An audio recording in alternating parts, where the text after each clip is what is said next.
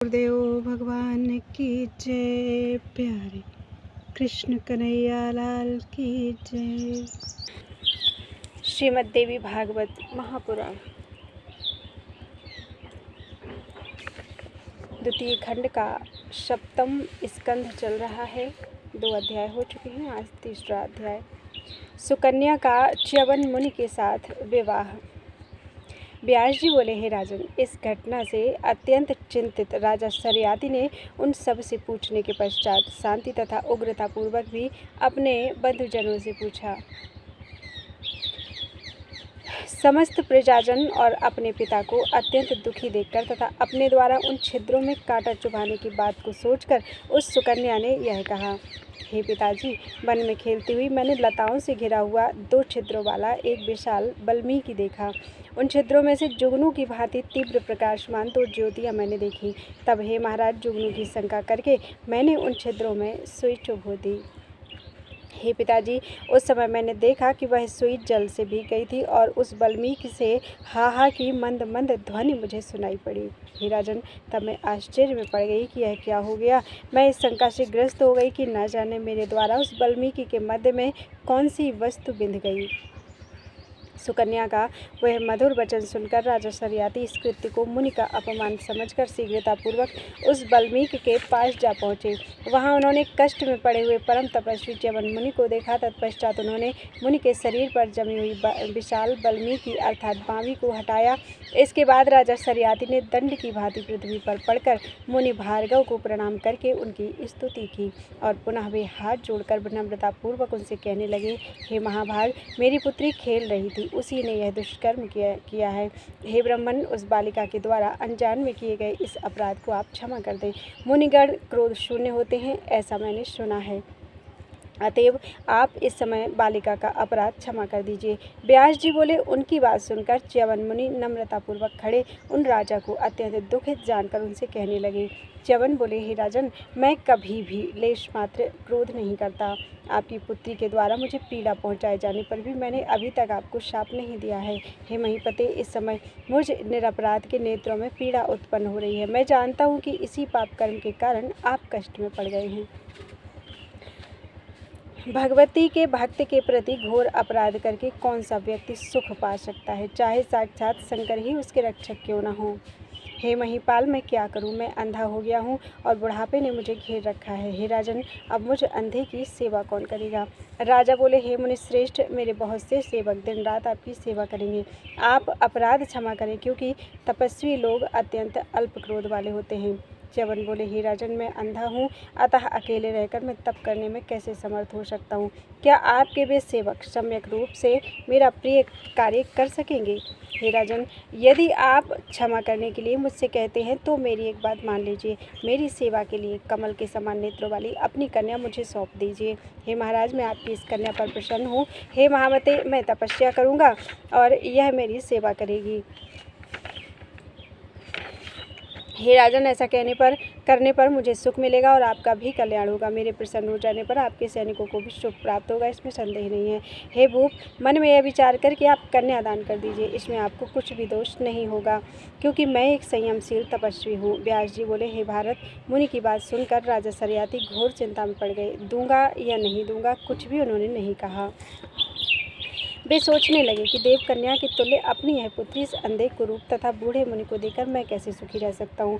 ऐसा अल्पबुद्धि तथा पापी कौन होगा जो शुभ तथा अशुभ का ज्ञान रखते हुए भी अपने सुख के लिए अपनी ही कन्या के सांसारिक सुख को नष्ट कर देगा। अंधे तथा वृद्ध च्यवन मुनि को पति रूप में प्राप्त करके सुंदर भौहों वाली तथा कामबाण से व्यथित वह कन्या उनके साथ किस प्रकार अपना जीवन व्यतीत करेगी। अपने अनुकूल पति पाकर भी यौवनावस्था में किसी स्त्री के द्वारा, और वह भी विशेष रूप से रूप संपन्न स्त्री के द्वारा, काम को जीतना अत्यंत कठिन है। तो फिर इस वृद्ध तथा नेत्रहीन पति को पाकर उसकी क्या स्थिति होगी। तपस्वी गौतम ऋषि को पति रूप में प्राप्त करके रूप तथा यौवन से युक्त सुंदरी अहिल्या इंद्र के द्वारा शीघ्र ही ठग ली गई थी और बाद में इसे धर्म विरुद्ध जानकर उसके पति गौतम ने शाप दे दिया था। अतः मुझे कष्ट भले ही मिले, किंतु मैं मुनि को अपनी पुत्री सुकन्या नहीं दूंगा। ऐसा विचार करके राजा सरियाती संतप्त मन से अपने घर चले गए और अत्यंत विषादग्रस्त होकर उन्होंने मंत्रियों को बुलाकर उनसे मंत्रणा की। हे मंत्रियों, आप लोग बताइए कि मैं इस समय क्या करूं? अपनी पुत्री मुनि को सौंप दूं अथवा स्वयं दुख भोगूं? अब आप लोग मिलकर इस पर सम्यक विचार कीजिए कि मेरा हित किस प्रकार होगा। मंत्रीगण बोले, हे महाराज, इस विषम संकट की स्थिति में हम आपसे क्या कहें। यह अत्यंत लावण्यमयी सुकन्या इस अभागी को देना कैसे उचित होगा। व्यास जी बोले, हे राजन, तब अपने पिता तथा मंत्रियों को चिंता से आकुल देखकर सुकन्या उनका अभिप्राय समझ गई और मुस्कुराकर बोली, हे पिताजी, अब आज आप चिंता से व्याकुल इंद्रियों वाले किस लिए हैं? निश्चित ही आप मेरे लिए ही अत्यंत दुखार्थ तथा मलान्मुख हैं। अतएव हे पिताजी, मैं अभी भयाक्रांत मुनि च्यवन के पास जाकर उन्हें आश्वस्त करके अपने को अर्पित कर प्रसन्न करूंगी। इस प्रकार सुकन्या ने जो बात कही उसे सुनकर प्रसन्न मन वाले राजा सरियाती ने सचिवों के समक्ष उससे कहा, हे पुत्री, तुम अबला हो, अतः वृद्धता से ग्रस्त उस अंधे तथा विशेष रूप से क्रोधी मुनि की सेवा उस वन में कैसे कर पाओगी? मैं इस प्रकार के रूप से युक्त तथा रति के तुल्य सुंदरी कन्या को वार्धक्य से ग्रस्त शरीर वाले अंधे मुनि को अपने सुख के लिए भला कैसे दे दूं? पिता को चाहिए कि वह अपनी पुत्री समान अवस्था, जाति तथा सामर्थ्य वाले तथा धन धान से संपन्न व्यक्ति को सौंपे, किंतु धनहीन को कभी भी नहीं सौंपे। हे विशाल नैनों वाली पुत्री, कहाँ तो तुम ऐसी रूपवती और कहाँ वन में रहने वाला वह वृद्ध मुनि। ऐसी स्थिति में मैं अपनी पुत्री को उस अयोग्य को भला कैसे अर्पित कर दूं? हे मनोहरे, हे कमल पत्र के समान नेत्रों वाली, हे छोटी सी पर्णकुटी में जो सदा निवास करता है, ऐसे वर के साथ तुम्हारे विवाह की कल्पना भी मैं कैसे कर सकता हूँ? मेरी तथा मेरे सैनिकों की मृत्यु हो जाए यह तो मेरे लिए उत्तम है, किंतु हे पिकभाषणी, तुम्हें एक अंधे को सौंप देना मुझे अच्छा नहीं लग रहा है। होनहार तो होकर ही रहता है, किंतु मैं अपने धैर्य को त्याग नहीं करूँगा। और हे सुश्रोणी, तुम निश्चिंत रहो, मैं तुम्हें उस अंधे मुनि को कभी भी नहीं सौंप सकता। हे पुत्री, मेरा राज्य और यहाँ तक कि मेरा शरीर भी रहे और चला जाए, किंतु मैं उस नेत्रहीन मुनि को तुम्हें किसी भी स्थिति में नहीं दूंगा।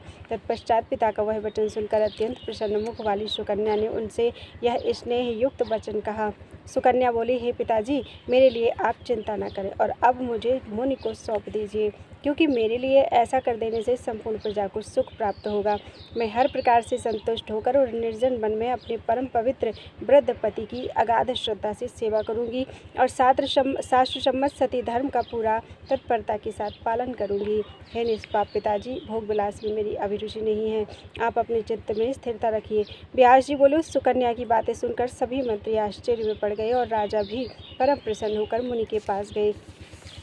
वहां पहुंचकर उन तपोनिधि को सिर झुकाकर प्रणाम करके राजा ने कहा, हे स्वामिन, हे प्रभु, मेरी इस पुत्री को आप अपनी सेवा के लिए विधि पूर्वक स्वीकार कीजिए। ऐसा कहकर उन राजा ने विधि विधान से विवाह संपन्न करके अपनी पुत्री मुनि को सौंप दी और उस कन्या को ग्रहण करके च्यवन ऋषि भी प्रसन्न हो गए। मुनि ने राजा के द्वारा प्रदत्त उपहार ग्रहण नहीं किया। अपनी सेवा के लिए उन्होंने केवल राजकुमारी को ही स्वीकार किया। उन मुनि के प्रसन्न हो जाने पर सैनिकों को सुख प्राप्त हो गया। उसी समय से राजा भी परम आह्लादित रहने लगे। जब राजा सरियाती ने मुनि को पुत्री सौंपकर घर चलने का विचार किया, तब कोमल अंगों वाली राजकुमारी सुकन्या राजा से कहने लगी। सुकन्या बोली, हे पिताजी, आप मेरे वस्त्र तथा आभूषण ले लीजिए और पहनने के लिए मुझे बलकल एवं उत्तम मृग चर्म प्रदान कीजिए। मैं मुनि पत्नियों का वेश बनाकर तप में निरत रहती हुई पति सेवा करूंगी, जिससे पृथ्वी तल, रसातल और स्वर्गलोक में भी अपनी कीर्ति अक्षुण्ण रहेगी। आपकी कीर्ति अक्षुण्ण रहेगी। परलोक के सुख के लिए मैं दिन रात मुनि की सेवा करती रहूंगी। सुंदर और यौवन संपन्न अपनी पुत्री मुझ सुकन्या को एक अंधे तथा वृद्ध मुनि को सौंपकर मेरे आचरण च्युत हो जाने की शंका करके आप तनिक भी चिंता नहीं कीजिएगा। जिस प्रकार पृथ्वी लोक में वशिष्ठ की धर्मपत्नी अरुंधति थी, उसी प्रकार मैं भी होंगी, और जिस प्रकार अत्रि की साध्वी भार्या अनसुईया प्रसिद्ध हुई, उसी प्रकार आपकी पुत्री मैं सुकन्या भी अपने पातिव्रत्य के प्रभाव से कीर्ति बढ़ाने वाली होंगी। इसमें आपको संदेह नहीं करना चाहिए। सुकन्या की बात सुनकर महान धर्मज्ञ राजा सरियाती वस्त्र के रूप में उसे मृगचर्म प्रदान करके रोने लगे। उस सुंदर मुस्कान वाली अपनी पुत्री को शीघ्र ही आभूषण तथा वस्त्र त्याग कर मुनिवेश धारण किए देखकर राजा म्लानमुख होकर वहीं पर ठहरे रहे। अपनी पुत्री को बलकल तथा मृगचर्म धारण की हुई देखकर सभी रानियां भी रो पड़ी। वे परम शोकाकुल हो उठी और कांपने लगीं। व्यास जी बोले, हे राजन, तत्पश्चात अपनी उस समर्पित पुत्री सुकन्या से विदा लेकर तथा उसे वहीं छोड़कर चिंतित राजा मंत्रियों के साथ अपने नगर को चले गए। इति श्रीमद्देवी भागवते महापुराणे अष्टादशसहस्रयां संहितायां सप्तम स्कंधे च्यवन सुकन्या योगार्हस्थ्यवर्णनम नाम तृतीयो अध्यायः। बोलो वृंदावन बिहारी लाल की जय।